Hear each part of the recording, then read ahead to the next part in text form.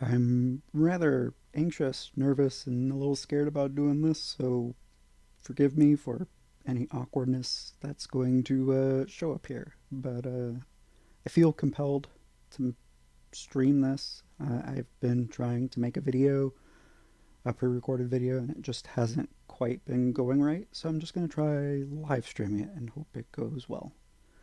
Um, I am Michael Boisson. I'm a 36-year-old man living in Silverdale, Washington, in the United States, and I dream of ending poverty and uniting humanity. I unconditionally love everybody, regardless of what they have done. Uh, a, a lot of you have done some pretty horrible things, and it's really hard to excuse it, but I believe that unconditional love is the best thing that we can do, especially in these difficult times. Um, Over the last few years, we've learned a lot of things that have come to light, like poverty is policy, and that in the last few months, I've been volunteering at a nonprofit which goes around town and helps the homeless and cleans up and collects, cleans, and returns shopping carts. The nonprofit is called Sponsor a Can, and it was started by my big brother, Matthew Boisson. He has a YouTube channel as well, Matt from America, if you want to check him out. And I've recently gone to a few town hall meetings and then like a county council meeting. And I've learned recently that a lot of what is going on with the homeless is that um, politicians don't want to deal with it. They don't have solutions. They're looking for them, and a lot of them aren't. Uh, a lot of the idea that I see that's going on is kick the homeless out of the city limits or ship them to another city, and it becomes somebody else's problem. And we can see that happening in a lot of places, which is rather frustrating. And it feels kind of helpless that all this is going on and there's only so much that we can do.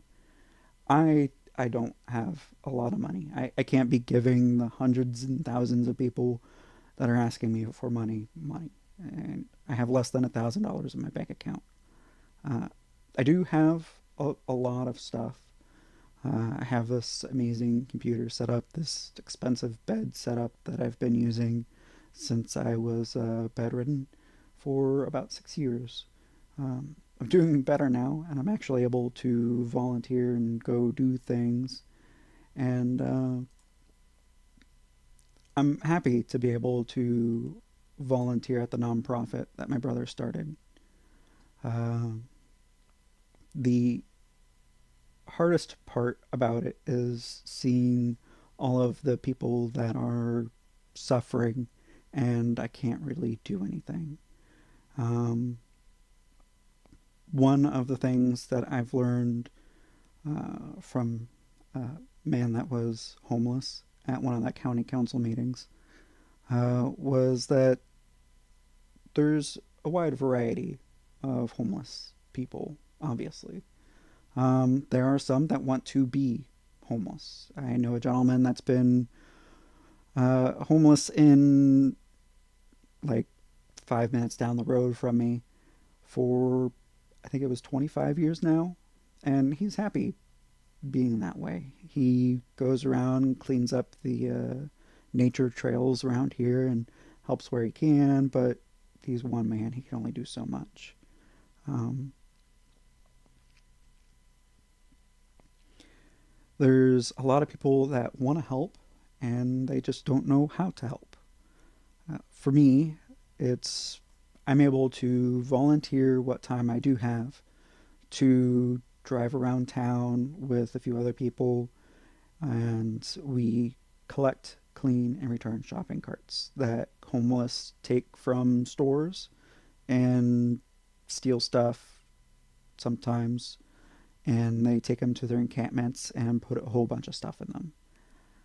I am not comfortable using shopping carts anymore because none of the stores around where I live, including Safeway and Walmart and many, all of them, all of the stores in my town have had fecal matter, other human bodily fluids, uh, tons of trash. Uh, and the worst one so far is fentanyl. As many of you may know, uh, there's like a, I guess you could call it a pandemic of fentanyl going on. And what's really scary about it is that even if you just touch it, it gets absorbed through your skin and you can OD. And if you don't have Narcan on you, you die. And the really scary thing is it's everywhere. There's these nature trails that we have collected shopping carts on. There's this place called Hospital Hill. A couple months ago, we went and cleaned it up, and there was over 90 shopping carts there, and tons, just absolute tons of tinfoil everywhere that's used for consuming the fentanyl. And if you touch it, it can kill you. And I don't want to bring my dog down those nature trails anymore because if he sniffs it and he gets it, he can die. And it's a pretty scary concept. Um, but there are people that are trying to make differences. Like for myself, I'm volunteering at the nonprofit. We have this See Click Fix program where I live, and it's if people see something, they can take a picture and report it to the county, and then we can go try to clean it up. Um, at the last county council meeting I went to, I learned that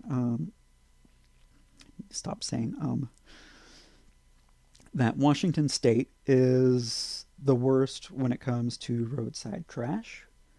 And part of the reason why it's gotten so bad is they had to cancel the program where they would take prisoners that were nonviolent offenders and that could safely be taken out of the prison to go clean the roadsides. They had to cancel it because there's not enough nonviolent offenders.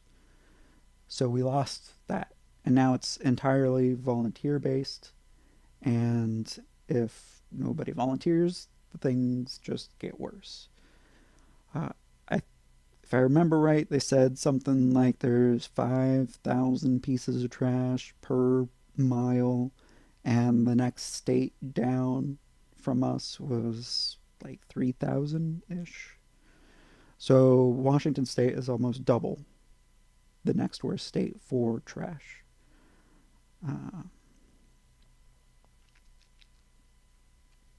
from there, the gentleman that I spoke about earlier that was homeless, not the one that was 25 years, but he was addicted to fentanyl and possibly other stuff. And what helped him get better was he was given a place to stay, and he was able to get his life together, get a job, and pretty much rejoin society as a functional member. And apparently that's like the number one thing that most of the homeless need is just a home, because it's really hard to get your life together when you don't have a home. You don't have a place where you can decompress after work or a place to clean yourself up. There, if I remember right, they said that a homeless shelter had to close down not too long ago, and that contributed to the increase in homelessness. There was a psychiatric hospital or a psych ward that had to close down, and that contributed to it. And it's just constantly that kind of information of the systems that we do put in place to help people is are failing. They don't have the staff or the funding or the places to do things. The city of Bremerton, that I went to one of their town hall meetings about 2 months ago, and that was a real eye opener. Uh, the politicians that were there were more concerned about talking about their trips elsewhere, like traveling and vacation, and there was very little talk about how we actually make things better. And I've noticed, as many of you might have, that bureaucracy is the like one of the biggest problems for improving our situation and reducing homelessness, ending homelessness or poverty. It can take months to go from having an idea to actually getting permission to do anything with government approval or to get funding or whatever.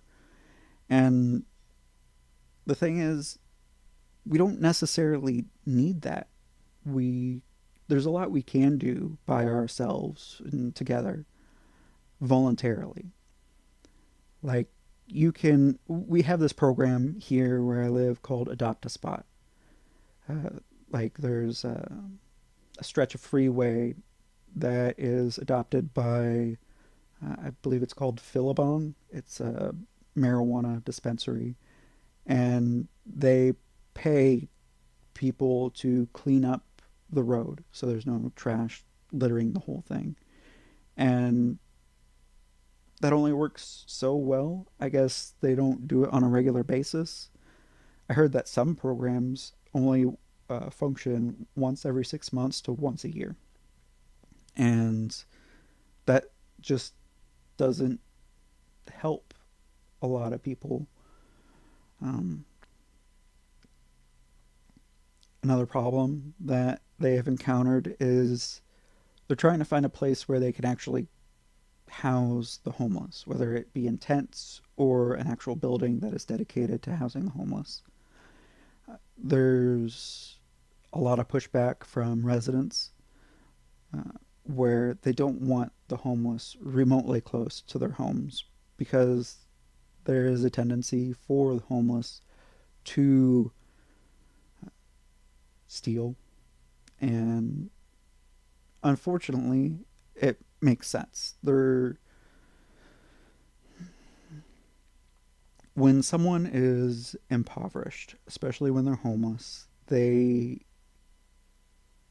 often turn to drugs because they need some way to escape the horrific reality that they're in.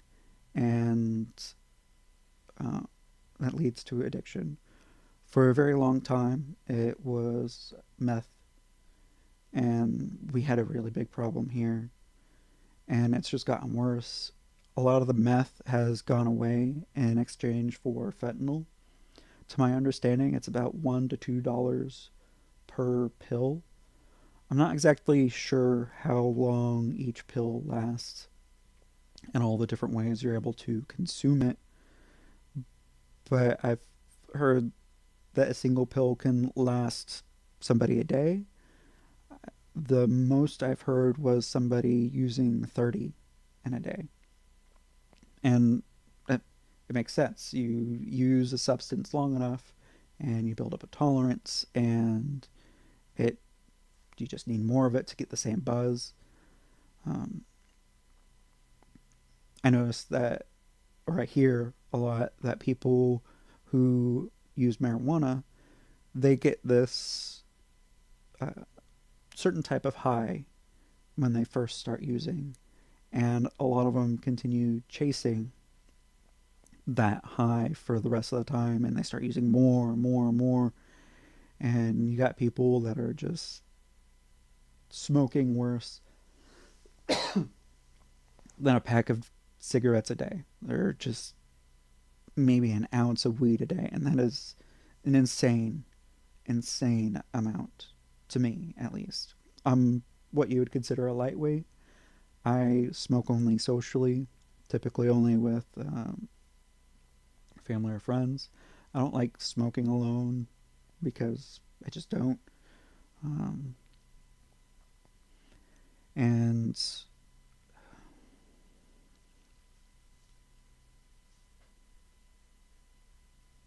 this is really difficult to talk about because there's just so many things,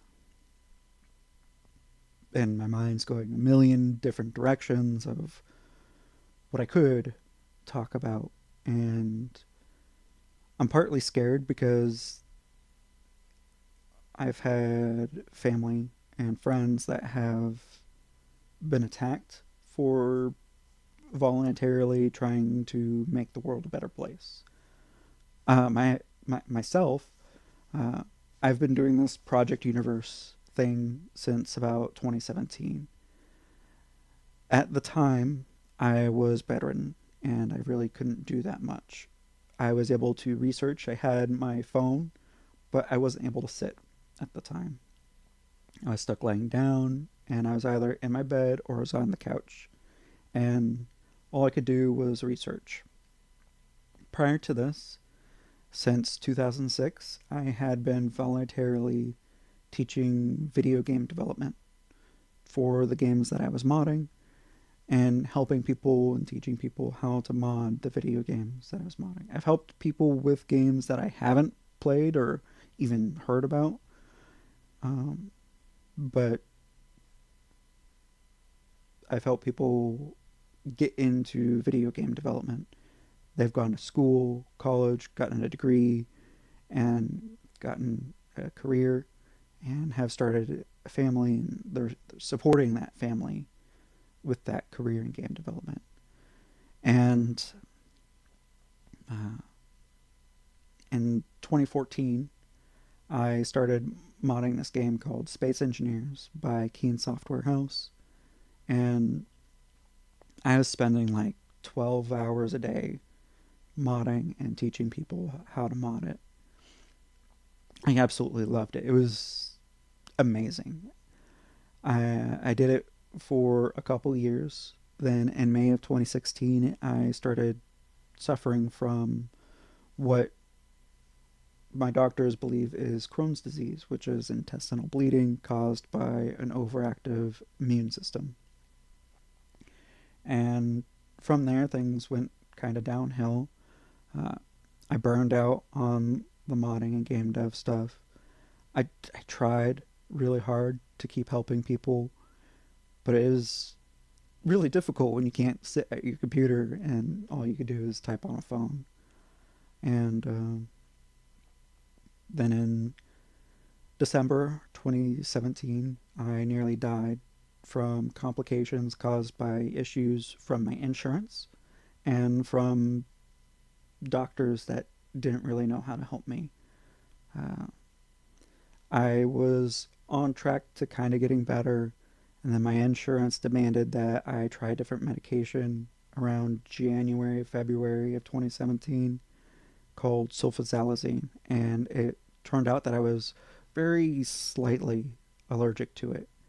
And the scary thing about that is it took 8 months and that near death experience for me to uh,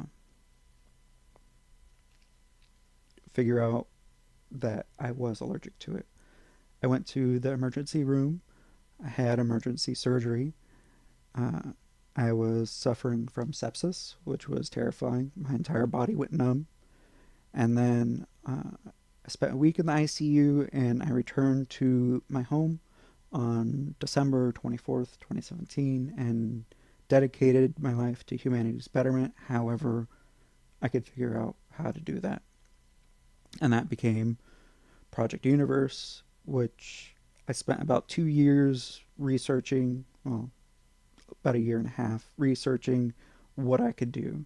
Using my game development experience, I came up with this idea of developing a offline to massively multiplayer online game that could teach anyone anything anywhere from the comfort of their home. So whether it's science, technology, engineering, art, mathematics, you would be able to start learning. Now, granted, this isn't the best solution and doesn't work for everything. My dog is presently trying to get on the bed in the most. Jump up. Get up here. Come on. Get up. Get up. You do it. There you go. Um, Obviously, some things require going to a school and having a physical location to where you could actually get hands on training. However, you can start learning just about anything uh, from your home, whether it be welding or becoming a doctor or anything like that. If you want to get into a trade, whatever that trade may be, you could start from a phone or from a computer or a gaming console. And I think that would be the best way to help people everywhere. Because, to my understanding, um, there's more sufficiently powerful electrical devices, smart devices, computers, all that, to have everybody have at least one and begin learning. And you could, through a video game, teach them how to homestead, which is part of the game project universe.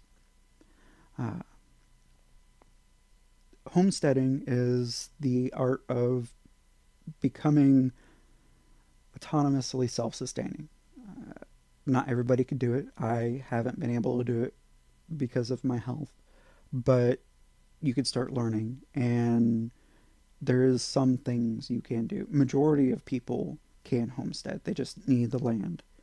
And it's I wish I could be like, "Hey, here's land for you to homestead," but that's not up to me. Uh, but the cool thing is that for us to homestead and achieve a self-sustainable lifestyle with zero electricity requires a quarter acre of land per person on the homestead. With technology and electricity, you could put more plants in a single area, like vertical hydroponics. Uh, that allows us to more efficiently use the water and the nutrients to grow plants faster and more healthy and more carefully regulate them. And that's what we're going to have to do in space. Uh, so, the video game that I'm developing with the help of my online community and just whoever wants to join is essentially humanity is sending out its first fleet of interstellar colony spaceships that don't have faster than light travel. This setting is meant to make uh, people have to essentially min max and use maximum efficiency for growing food and all that stuff. And we could fairly easily have a homestead that's about 1,000 square meters. It's, if I remember right, 32 by 32 meters, and have that be indoors. And part of the reason for this is for going this route is there's a lot of issues with the air around us that is being polluted for various reasons. Um, some might say chemtrails, some might say it's cloud seeding, whatever the reason may be. If it's a train fire that had oil spill and now it's burning and it's polluting the main water source of some place in Ohio or wherever, you need to be able to ensure you have food. And the only way to really ensure your food is protected against atmospheric disturbances like that is by it being indoors. Obviously, that's not feasible for everybody, and the best way for everybody to start is to be outdoors and have their land and maybe have a tiny home or whatever size home they can afford to build. Um, I mean, at the very minimum, you could have a quarter acre of farmable land and live in a tent. And that takes me back to talking about the homeless gentleman that became not homeless after he was provided a place to stay. Uh, he could grow all of his own food on his own property. Yeah, it's not easy to do that. And it's it takes a lot of work to get to the point where you're self-sustainable, but that's something that we could all do together. Um, man, this is difficult.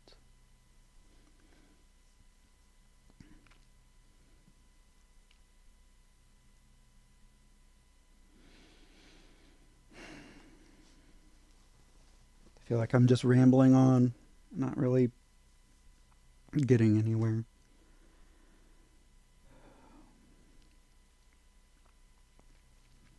What I would like to do is to start building communal homesteads. And that requires organizing with people to acquire the land and the resources. And the crazy thing is, those resources are out there.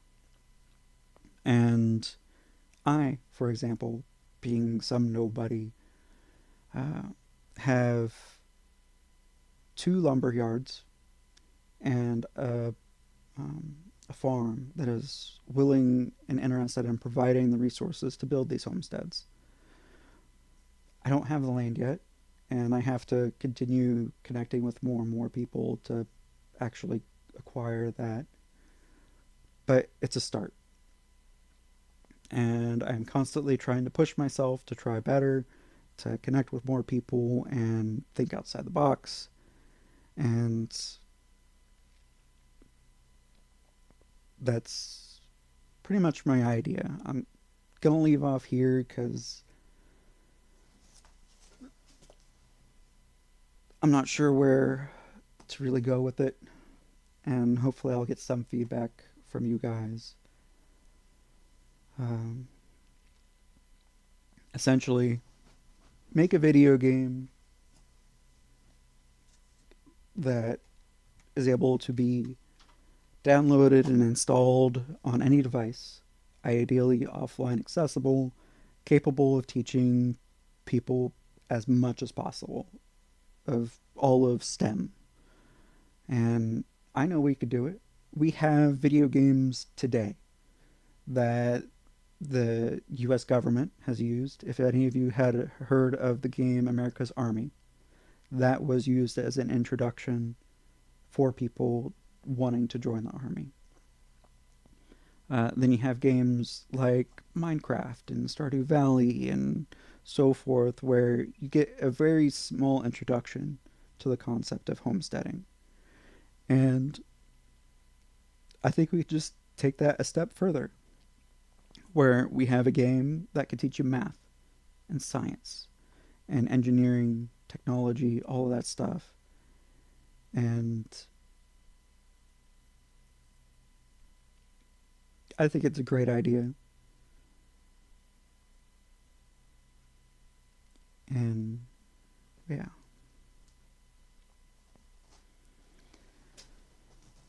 Dog, you are ridiculous. Alright, well, hopefully this makes sense to some of you guys, and it definitely sounds very scatterbrained to me, but you gotta do the thing to get better at the thing.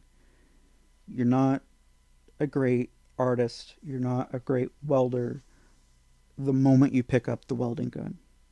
You're not a great carpenter the moment you start holding the tools.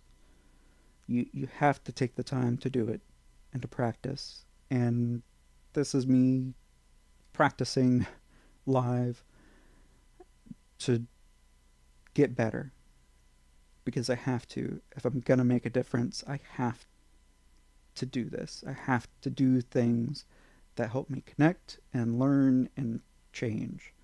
I'm going to stumble, I'm going to fail. I failed countless times, but I have been met with unbelievable success because I've at least done something. And I will continue doing something for as long as I can because I feel like it's my duty, like it's my responsibility to try. I feel horrible knowing that I have ideas that help people. I have helped people. And I'll continue doing what I can to help people.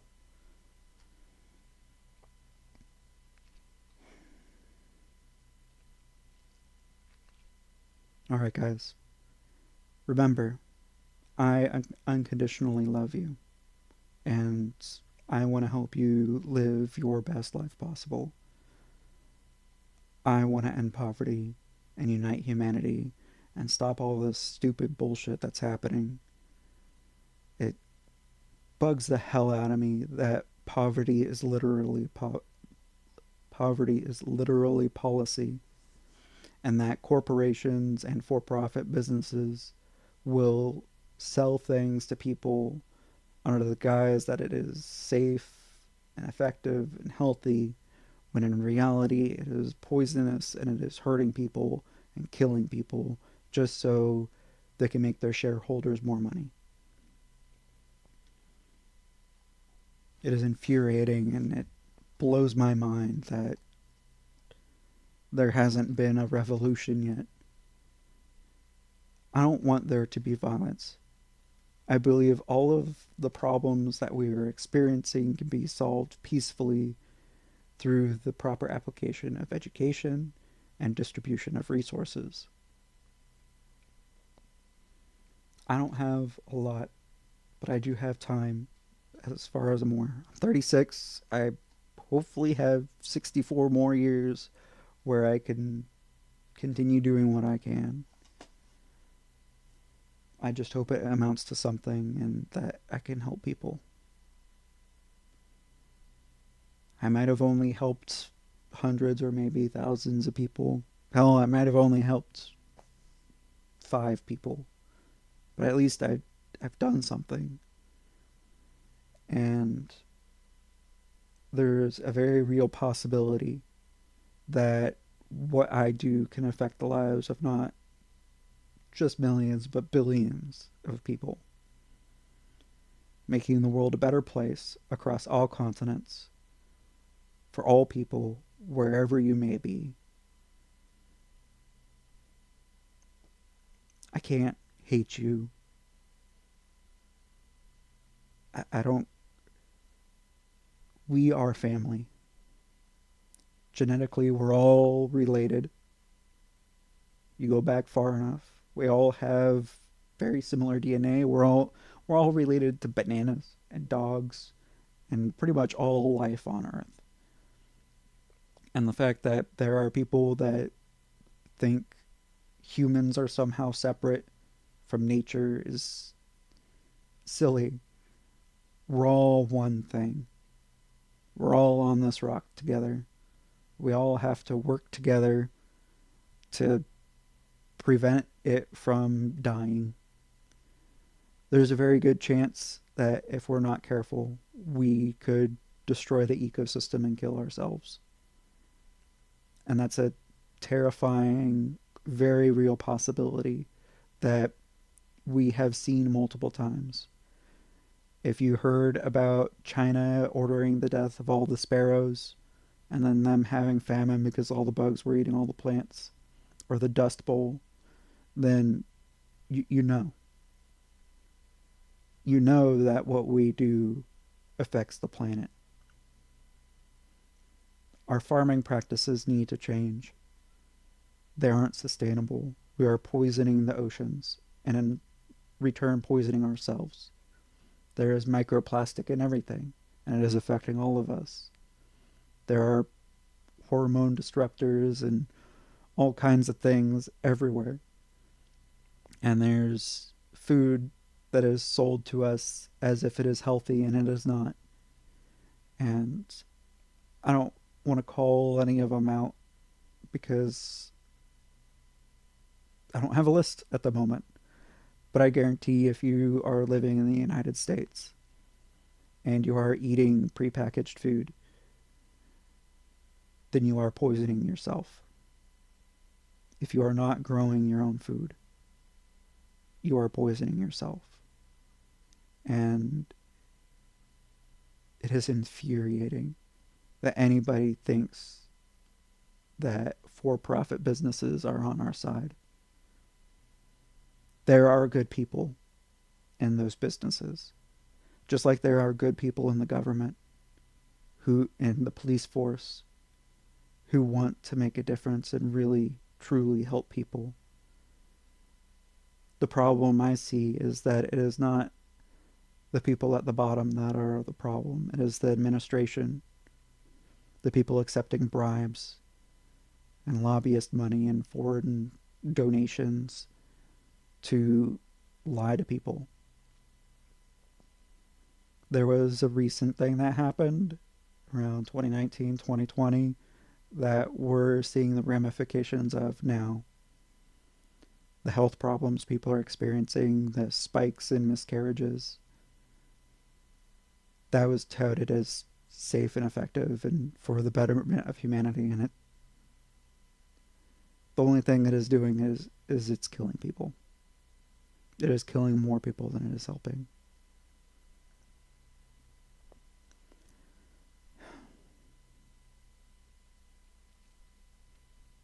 All right, well, I'm going to go ahead and go because, I don't know, I need to figure out something that I need to do. Take care of yourselves.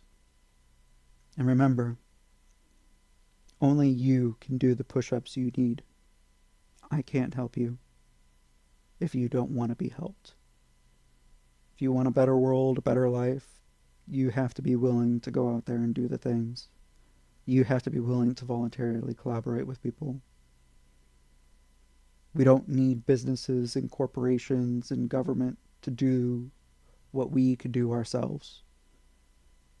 I can walk up to you and be like, hey, you want to start a communal homestead together and reduce cost of living and not need to pay for electricity and all this other crap that we pay for now?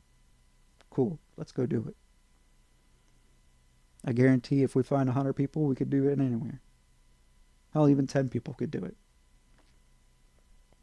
You, yourself, if you have the resources and the willpower, you can do it alone. I don't recommend doing it alone because it's hard, but you have the power. Anything is possible. Don't believe anyone who tells you that there is no hope, because there is always hope as long as we draw breath and have each other. It is when we are dying that we don't. When the ocean's dying, when the forest's dying, that is when this is over. But they are not dead. And there are countless many of us doing what we can to make the world a better place. You just have to look. You're not going to see it on the news, most likely, because a lot of that is propaganda. So, look elsewhere. Search locally. You will find people trying to make a difference.